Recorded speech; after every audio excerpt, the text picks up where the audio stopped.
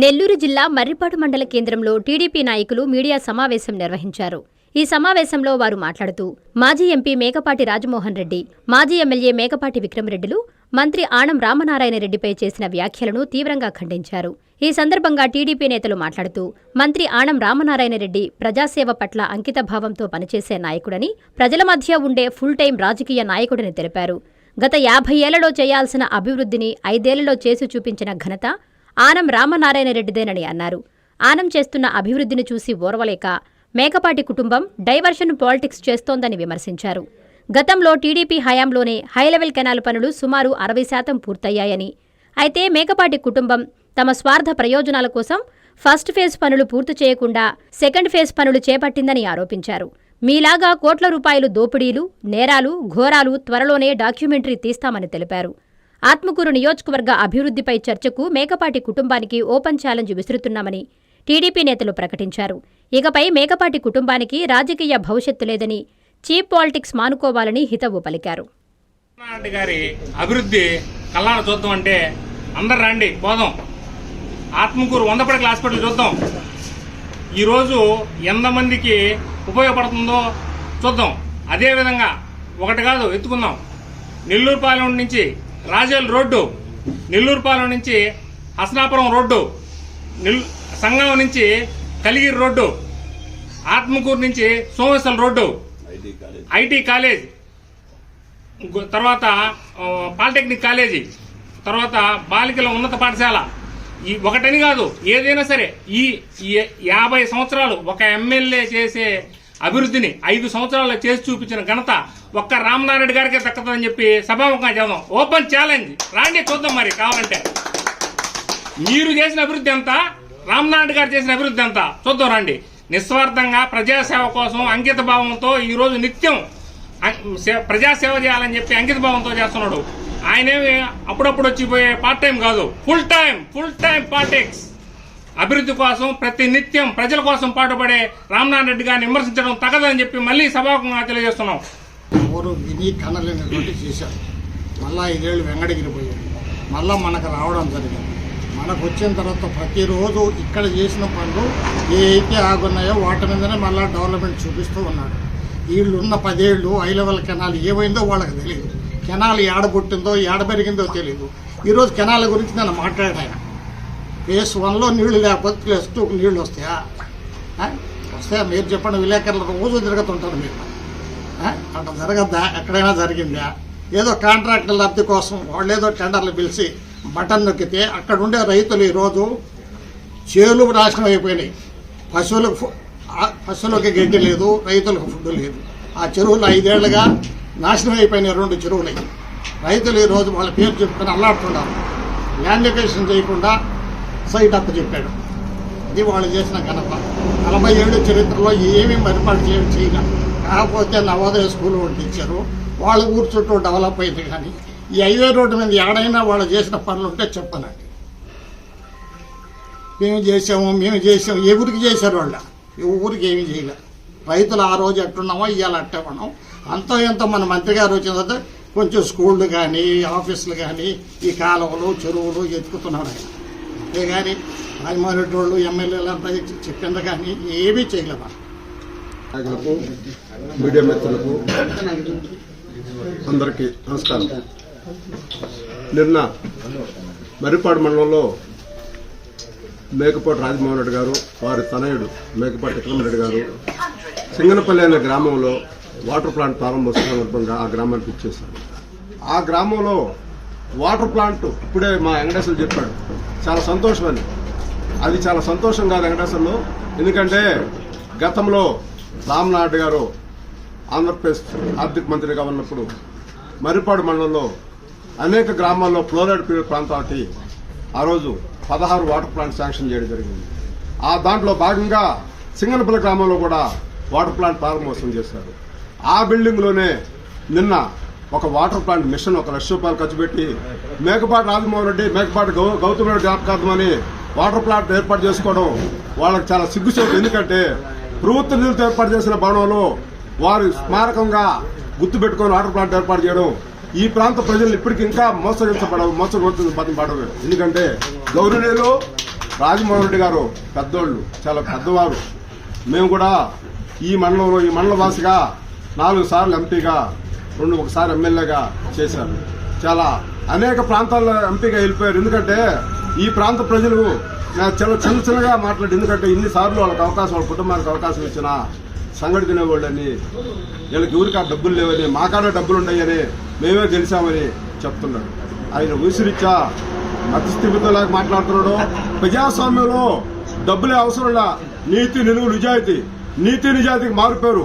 80 సంవత్సరాలు రాజకీయాల్లో ఉన్న ఆనవారు, ఏ పార్టీలో ఉన్నా ఆనవ కుటుంబం అంటే ఒక బ్రాండ్. ఈ రాష్ట్రంలోనే వాళ్ళ కుటుంబ సభ్యులు అనేక మంది మంత్రులుగా, ఎమ్మెల్యేలుగా చేసి ఈ రోజుకి మంత్రులుగా కొనసాగుతున్నారు. అటువంటి వారిని నీతి విలువల గురించి మాట్లాడేది సాంప్రదాయం మీకుందా?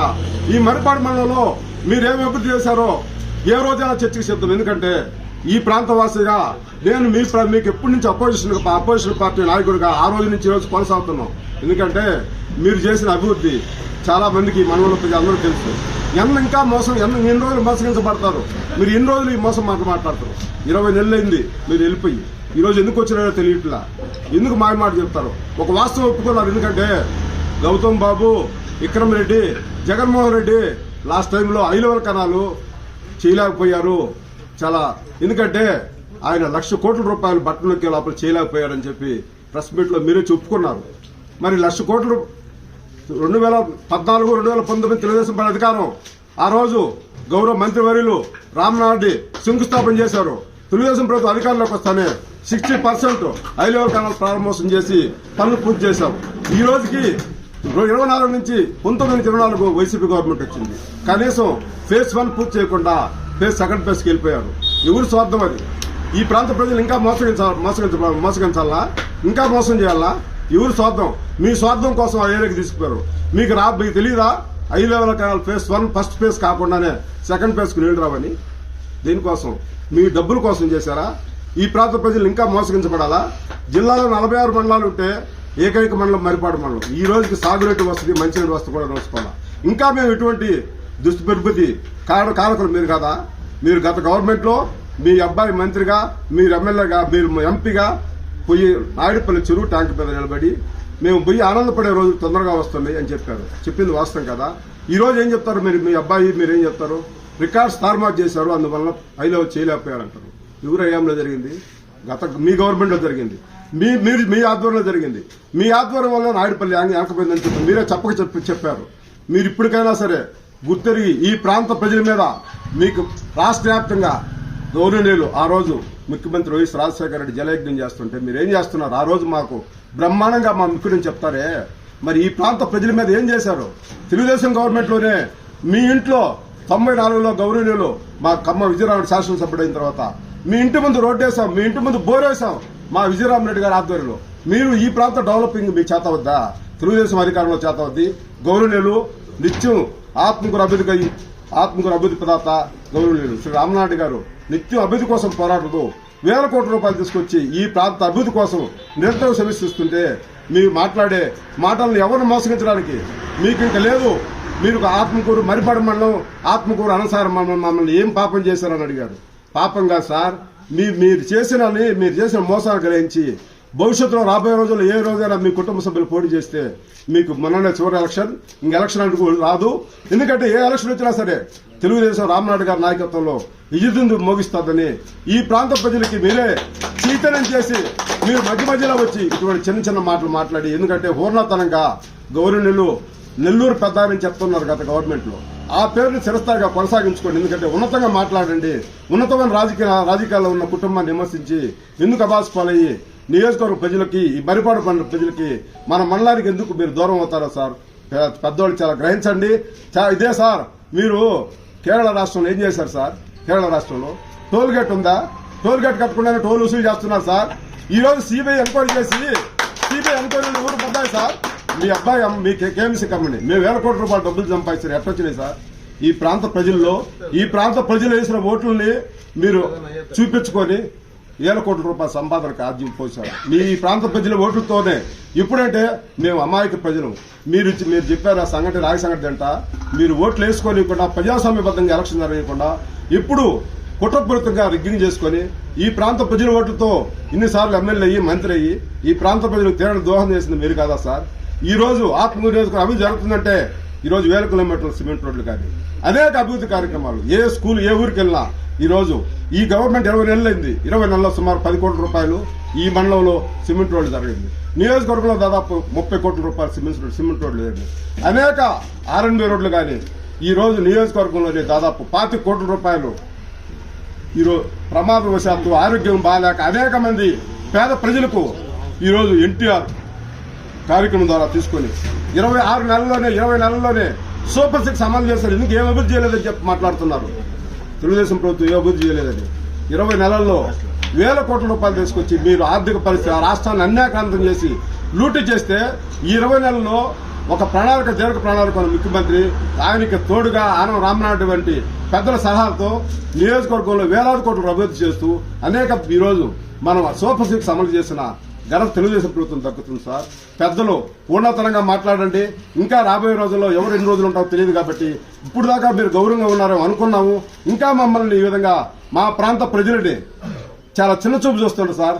చాలా ఇగ్నులైన ప్రజలు మిమ్మల్ని మీ కుటుంబము మీకు నేపథ్యం తెలుసు కాబట్టి మరిపాడు మండలంలో నిన్న 700 వచ్చిందన్నారు సార్. రాబోయే రోజుల్లో 700 కూడా రాదు సార్. ఎందుకంటే చాలా తెలివిగా ఆలోచించారు.